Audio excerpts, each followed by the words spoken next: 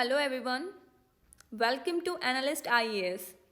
So this is the 6th episode of important history question discussion series for UPSC Prelims 2022. So let's start the video. So question number 1 is, the staple commodities of export by the English East India Company from Bengal in the middle of the 18th century were option A, raw cotton, oil seeds and opium. Option B, sugar, salt, zinc and lead.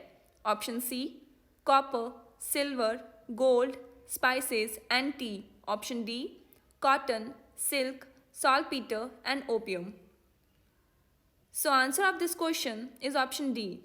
The staple commodities of export by the English East India Company from Bengal in the middle of the 18th century were cotton, silk, saltpeter and opium. Now let's see the explanation. Opium was a very important staple from Bengal that found a ready market in China. Bengal also supplied rice, butter, vegetable oils and saltpeter.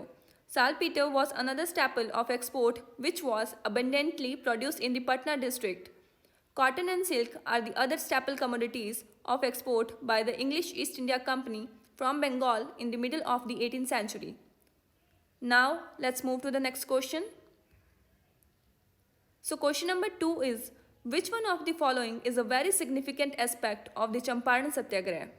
Option A, active all India participation of lawyers, students and women in the national movement. Option B, active involvement of Dalit and tribal communities of India in the national movement. Option C, joining of peasant unrest to India's national movement. Or option D, drastic decrease in the cultivation of plantation crops and commercial crops. So answer of this question is option C. A very significant aspect of the Champaran Satyagraha was joining of peasant unrest to India's national movement. Now let's see the explanation. The Champaran peasant movement was launched in 1917-18. Its objective was to create awakening among the peasants against the European planters. These planters resorted to illegal and inhuman methods of indigo cultivation at a cost which by no canons of justice could be called an adequate remuneration for the labor done by the peasants. Now let's move to the next question. So question number 3 is, who among the following were the founders of the Hind Mazdoor Sabha established in 1948? Option A, B. Krishna Pillai, E.M.S. Nambudiripad and K.C. George.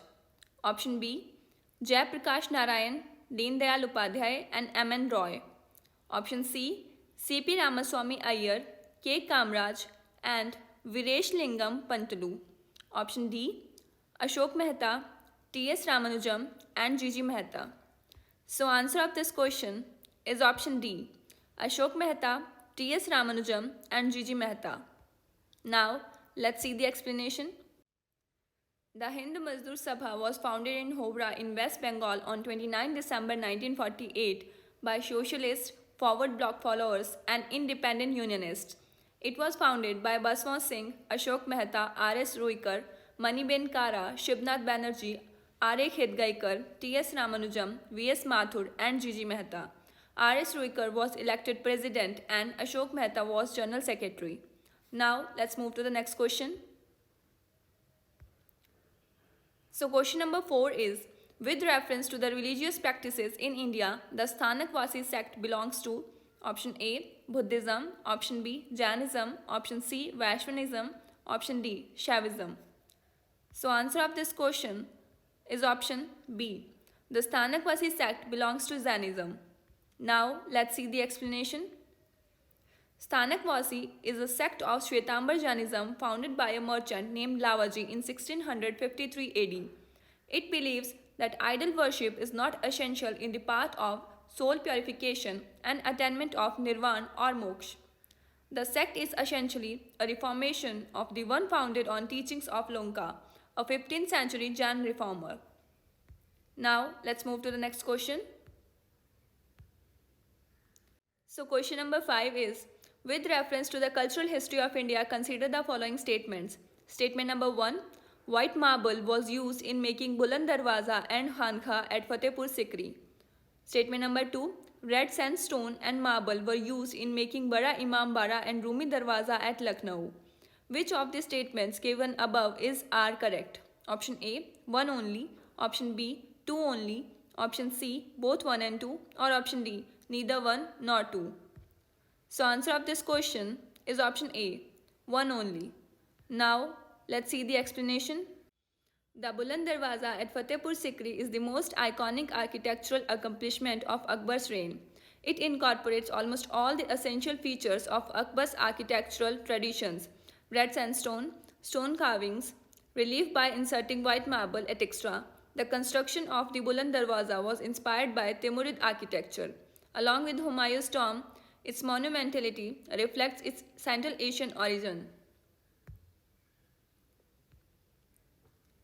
Asaf-ud-Daula's rule saw a devastating famine which created an economic crisis. The residents of Awadh were self-respecting people, so instead of handing out dole, the Nawab started a food for work program. The famous Asafi Imam Bara or Bara Imam Bara of Lucknow was built to give employment and revenue to the public. Instead of stones and marble, bricks and lime were used. Stucco ornamentation, gajkari, was used to decorate the monuments, giving it a deep relief effect even on flat walls. Mother of pearl and shell deposited in lake beds were used in the stucco ornamentation to give a shine finer than marble. The local masons cleverly used the brick with its small size and thickness to form remarkably fine details on the wall and column surfaces. Now let's move to the next question. So question number 6 is, which one of the following foreign travelers elaborately discussed about diamonds and diamond mines of India? Option A, Francois Bernier.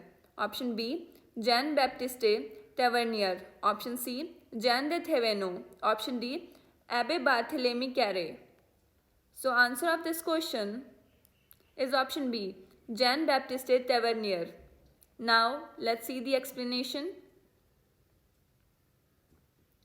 Jean-Baptiste Tavernier was a 17th century French gem merchant and traveler. Tavernier, a private individual and merchant traveling at his own expenses, covered by his own account 60,000 leagues in making 6 voyages to Persia and India between years 1630 and 1668. In a book written by Ball, Valentine Travels in India by Jean-Baptiste Tavernier, he clearly states that Tavernier identified the diamond mining sites in India very clearly. Now let's move to the next question. So question number 7 is, with reference to Indian history, who among the following is the future Buddha yet to come to save the world? Option A, Avalokiteshwar. Option B, Lokeshwar. Option C, Maitreya. Or option D, Padmapani. So answer of this question is option C, Maitreya. Now let's see the explanation. According to Buddhist tradition, Maitreya is a bodhisattva who will appear on earth in the future, achieve complete enlightenment, and teach the pure dharma. According to scriptures, Maitreya will be a successor to the present Buddha, Gautam Buddha, also known as Sakya Muni Buddha. Now let's move to the next question. So question number 8 is, which one of the following statements does not apply to the system of subsidiary alliance introduced by Lord Wellesley? Option A, to maintain a last standing army at others' expenses.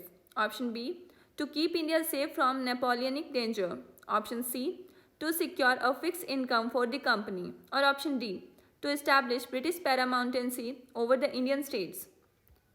So answer of this question is option B, to keep India safe from Napoleonic danger. Now let's see the explanation. The subsidiary alliance system was non-intervention policy used by Lord Wellesley, who was the Governor General to establish British Empire in India. According to this system, every ruler in India had to accept to pay a subsidy to the British for the maintenance of British army. In return, British would protect them from their enemies, which gave British enormous expansion. Subsidiary alliance introduced by Lord Wellesley was nothing to do with Napoleon danger. Hence, option B is not applied. Now, let's move to the next question. So question number 9 is, consider the following statements. Statement number 1. In the first Lok Sabha, the largest party in the opposition was the Swatantra Party. Statement number 2. In the Lok Sabha, a leader of the opposition was recognized for the first time in 1969. Statement number 3. In the Lok Sabha, if a party does not have a minimum of 75 members, its leader cannot be recognized as the leader of the opposition. Which of the statements given above are correct? Option A, 1 and 3 only. Option B, 2 only. Option C, 2 and 3 only. Or option D, 1, 2 and 3. So answer of this question is option B, 2 only. Now let's see the explanation. Statement number 1 is not correct because the Communist Party of India (CPI) was the single largest opposition party in the first general election. CPI won in 16 seats. In 1969, an official leader of the opposition was recognized for the first time. However, it was given statutory recognition in 1977. Hence, statement 2 is correct. Statement 3 is also not correct because in order to receive the status of opposition party and consequent leader of opposition tag, a party should secure 10% of the total strength of the House, 55 seats in the Lok Sabha. This is as per the Mavlankar rule. So, that's all for today. We'll meet you soon with the next episode of the series. Stay connected. Thank you.